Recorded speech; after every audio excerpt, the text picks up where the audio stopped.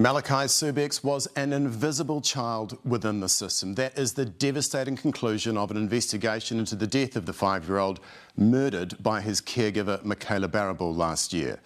The report's author, Dame Karen Portasi, says no agency had the full picture of what was happening to him before it was too late, and that Malachi was failed by the system as a whole. There are 14 recommendations, 9 of which have been fully accepted by the government. The remaining 5 are being considered, including mandatory reporting for at-risk children. And just a warning, some of the images in political editor Jenna Lynch's story could be upsetting for some viewers. A tiny coffin for a tiny boy, little Malachi Subecz, just 5 years old, a boy who loved dinosaurs and was learning the te reo names for every single one. His aunt still has all his treasures on display alongside him. He was fun-loving, he was a gentle soul. All that joy brutally taken away. Malachi was beaten, burned, murdered by Michaela Barrable, the woman entrusted with caring for him.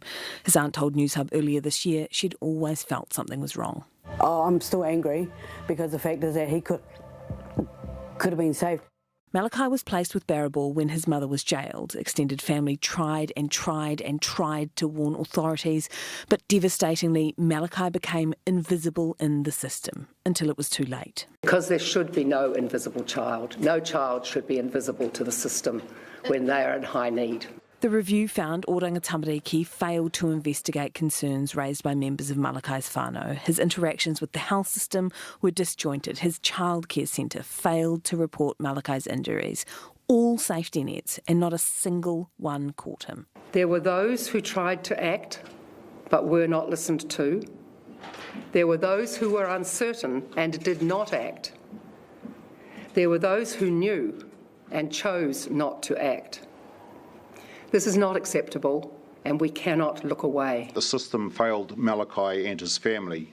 For that, I am deeply sorry. The report has 14 recommendations. The government's accepted 9, including regular public awareness campaigns to encourage people not to look away from child abuse. I think it's a very good message for New Zealand. We should not look away. We cannot tolerate this. We do not have a good record as a society. But it's only committing to looking into the remaining 5, including vetting the caregivers of children whose parents are jailed, along with regular follow-up checks, and mandatory reporting. So people who work with children would be mandated to report any suspected abuse to Oranga Tamariki.